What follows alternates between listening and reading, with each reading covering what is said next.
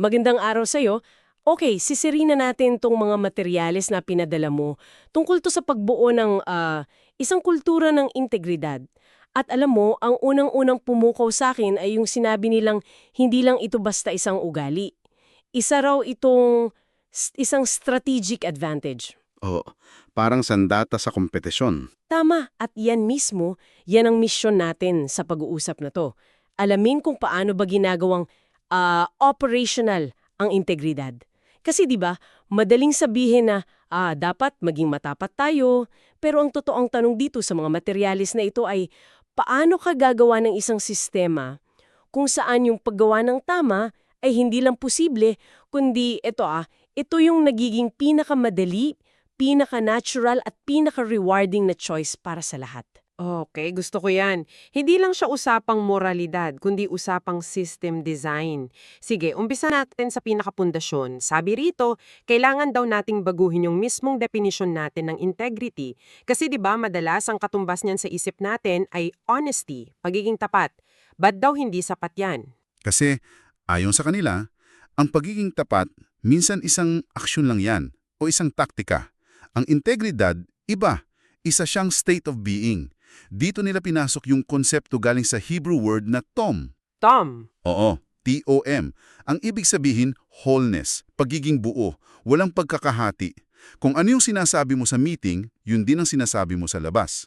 Walang duplicity. Yung ginamit nilang alinggawa, yung kay Job sa Biblia. Inilarawan siya bilang isang taong tam, blameless and upright. So ang integridad sa ganitong pananaw ay yung pagiging seamless ng buong pagkatao mo. so parang what you see is what you get. Pero hindi ba natural lang na umasa tayong yung mga taong kinuha natin sa team ay may integridad na? Bakit sinasabi sa source na malaking pagkakamali yun?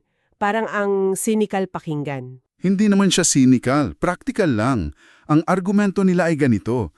Kahit yung pinakamabuting tao pa, ilagay mo sa isang sirang sistema, isang sistemang malabo yung rules o nagre-reward ng maling asal, madudurog din siya, masisira din yung integridad niya. Kaya hindi sapat na umasa ka lang sa personal na kabutihan. Kailangan mong maging isang arkitekto ng kultura. Kailangan mong i-engineer, yung environment. Okay, so kung architectural yan, hindi aksidente, paano mo sisimulang itayo? May blueprint ba? May framework na binigay? Meron, at dito na pumapasok yung pinaka-core ng material, isang roadmap na tinawag nilang The Accountability Code. Ito yung blueprint, at may tatlo itong haligi o pillars. Ang una ay Transform Decisions, baguhin ang mga desisyon, at nakabata ito sa tinatawag nilang Clarity Principle. Clarity principle. So, linaw? Eksakto, kasi ang pinakamalaking kalaban ng integridad ay yung kalabuan, yung ambiguity. Kapag hindi malinaw yung rules, doon nagkakaroon ng puwang para sa kompromiso.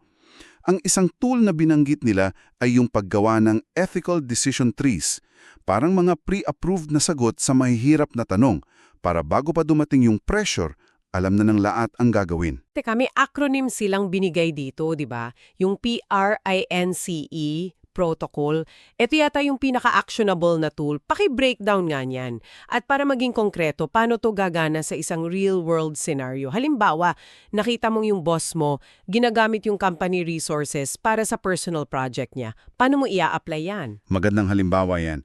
So, ang PRINCE ay perceive the conflict, review the charter, investigate the facts, name the options, consult at execute with transparency. Sa sitwasyon ng boss mo, una, perceive.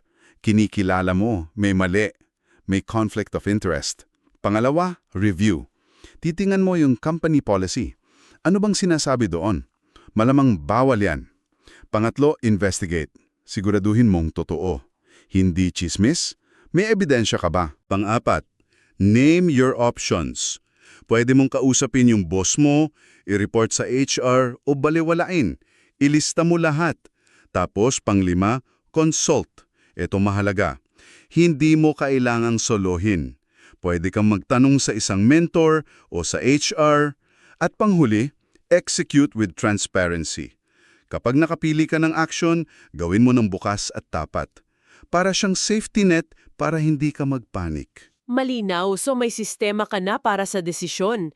Pero paano naman yung buy-in ng mga tao? Dito na siguro papasok yung pangalawang haligi. Tumpak, ang pangalawang haligi ay inspire loyalty. Magbigay inspirasyon sa katapatan. Nakabatay naman to sa covenant principle. At simple nang ang sinasabi nito. Ang tunay na loyalty, hindi nabibili ng sahod o perks. Bunga yan ng isang sistemang patas at makatarungan para sa lahat. Fairness! Oo, wala raw mas nakakalason sa kultura kaysa sa pakiramdam na may paboritismo o may double standards. Kapag patas ang sistema, dun lang nagkakaroon ng tunay na commitment ang mga tao. Okay, so may malinaw na desisyon, may patas na sistema. Ano yung pangatlo? Paano to nakakaapekto sa labas ng kumpanya? Yon, ang pangatlong haligi ay build influence, bumuo ng impluensya. Tinatawag din nila itong the kingdom principle. Kapag consistent ang integrity ng isang organisasyon, nagkakaroon ito ng moral authority. Moral authority? Nagiging magnet ito para sa mga magagaling na talento. At dito rin pumapasok yung konsepto ng trust economics. Trust economics? Ano yan? Ganito yan, isipin mo na lang yung pagkakaiba ng pag-swipe ng credit card kumpara sa pag-apply ng loan. Okay. Dahil may tiwala sa iyo yung bangko, isang swipe lang, tapos mabilis, walang friction. Ganyan din sa isang high-trust na team. Hindi na kailangan ng sandamakmak na approval o micromanagement kasi may tiwala na. Bumababa yung gastos sa oras at effort. Ang tiwala ay nagiging economic lubricant. Okay, so yan yung how-to. Malinaw yung tatlong haligi. Pero sa totoong buhay, saan ba madalas nagkakamali ang mga kumpanya? Saan sila bumabagsak? Ang pinakamalaking pagkakamali, ayon sa material, ay kapag hindi magkatugma yung sinasabi nilang values at yung reward system nila. Pwedeng magbigay ng example? Halimbawa, ang nakasulat sa pader ay honesty. Pero ang binibigyan ng pinakamalaking bonus ay yung sales agent na nakakahit ng quota dahil sa pag-exaggerate ng features ng produkto. The system is rewarding the very behavior it claims to condemn. At dito na yata pumapasok yung nakakatakot na konsepto ng toxic superstar. Diyan na nga, yung toxic superstar o brilliant jerk, siya yung empleyado na sobrang galing sa trabaho niya, top performer, malaki ang kita na dinadala. Pero, May pero. may malaking pero. May problema sa etika, nambubuli, nagsisinungaling, lumalabag sa rules. Alam mo, sigurado akong maraming nakikinig ngayon na may isang pangalan na agad pumasok sa isip nila nung narinig nila yan. Ganun ka-common pero ganun ka-destructive. Yung character na yan. Sobra, at ang pagtotolerate sa taong to dahil takot kang mawala yung performance niya ay yung tinutukoy ng source bilang isa sa pinakamabigat na kasalanan ng isang leader. Isang cultural mistake. At may warning pa sila, di ba? Sinasabi na kapag hinahayaan mo yung toxic superstar, may 4 na mensahe kang ipinapadala sa buong team. Ano-ano yon? Una, sinasabi mo na kasinungalingan lang ang mga nakasulat na values. Pangalawa, na ang hustisya ay hindi para sa lahat. May special treatment? Oo. Pangatlo, ginagawa mong cynical ang mga tao. Nawawalan sila ng gana. At pang-apat, at ito yung pinakamasaklap, dahan-dahan mong tinatapoy palabas yung mga empleyado mong may tunay na integridad. Sila ang unang aalis. Grabe. So, paano mo to pipigilan? Paano mo aayusin yung maliliit na problema bago pa sila lumaki? Dito nila ginagamit yung broken windows theory. Galing sa criminology yan, di ba? Oo, ang teorya kung may isang basag na bintana sa isang gusali at hindi inayos, para itong imbitasyon sa mga tao na basagin pa yung iba. Ganon din sa integridad. Kapag pinalampas mo yung maliliit na paglabag, yung maliit na expense claim, yung konting pag-stretch ng katotohanan, signal yan na okay lang ang mas malalaking kompromiso. So, dapat agaran at consistent ang pagtatama, kahit sa maliit na bagay. Zero tolerance for small cracks. Tulad ng toxic superstar. Pero paano mo to isasama sa pang-araw-araw simula pa lang sa hiring? Nagsisimula talaga lahat sa hiring. Sabi rito, baguhin daw ang paraan ng pag-i-interview. Imbes na itanong yung anong gagawin mo kung na madaling sagutan ng textbook answer, Yung mga hypothetical. oo, mas epektibo raw yung tanong na Kwentuhan mo ako ng isang pagkakataon kung saan.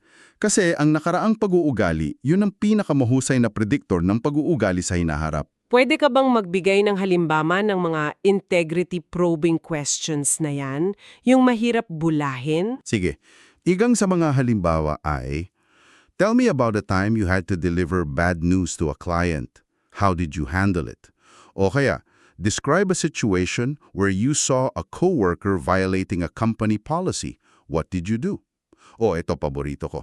Tell me about your biggest professional failure, one that was 100% your fault. Ouch! Ang layunin niyan ay hindi para humanap ng perpektong tao, kundi para ma-assess yung kanilang self-awareness, accountability, at integrity risk. Okay, so na-hire mo na yung tamang tao. Paano mo to isasama sa performance evaluation? Kasi dyan talaga nagkakatalo. Dito na pumapasok yung konsepto ng blended scorecard. Ang panukala, hatiin ang evaluation.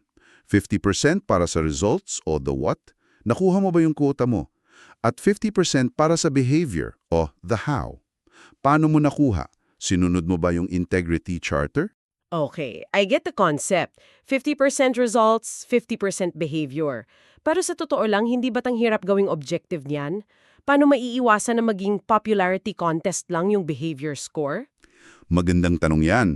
Ang sagot ng material dyan ay, hindi dapat subjective ang behavior score.